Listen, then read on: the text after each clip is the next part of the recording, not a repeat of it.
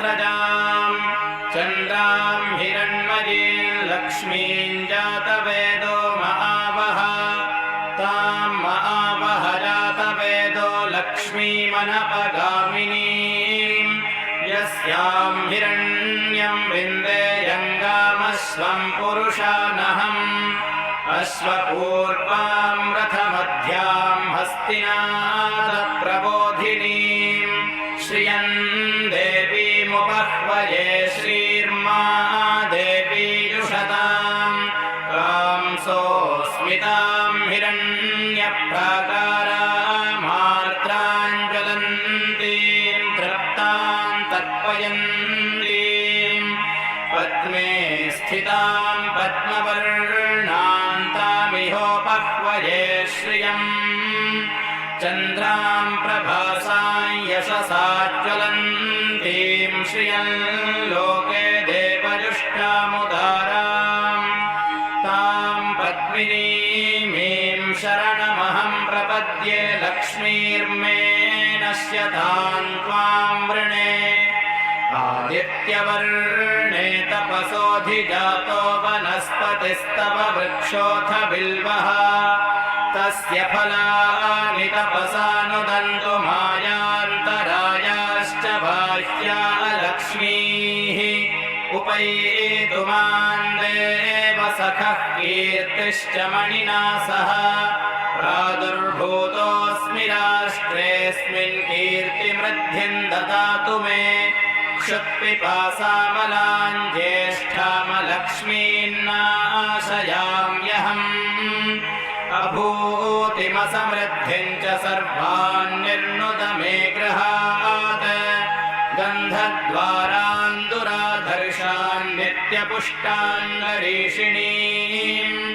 ईश्वसः काममाकूतिं वाचः सत्यमशीमहि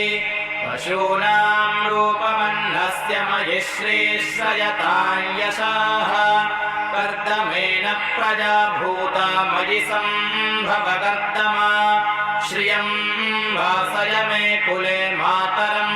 पद्ममालिनीम् आपसृजन्तु स्निग्धानि चिक्रीतवस मे गृहे निज देवीं मातरं श्रियं वासय मे कुले आर्द्रां पुष्करिणीं पुष्टिं पिङ्गलां पद्ममालिनीं चन्द्रां हिरण्मयीं लक्ष्मीं जातवेदो महावः आर्द्रां यः करिणीं यष्टिं सुवर्णां हेममालिनीं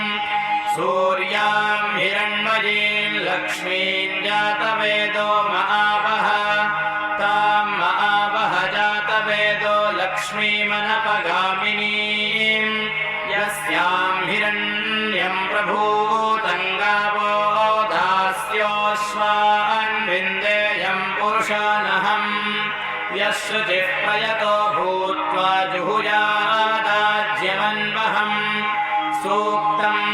पञ्चदशर्चं च श्रीकामः सततं जपेत् पद्मानने पद्मऊरु पद्माक्षि पद्मसम्भवे तन्मे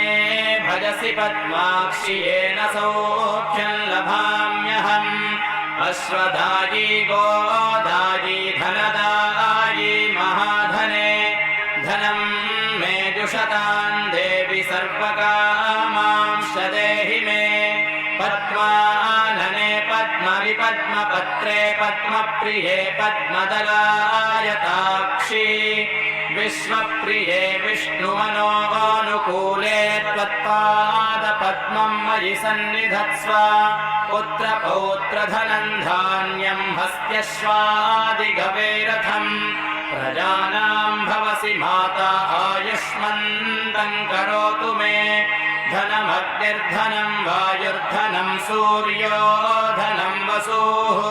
धनमिन्द्रो बृहस्पतिर्वरुणं धनमस्तु ते वैनतेयसोमं पिबतु वृत्रः सोमं धनस्य सोमिनो मह्यं ददातु सोमिनाः न क्रोधो न च मात्सर्यं न लोभो न शुभामतिः भवन्ति कृतपुण्यानां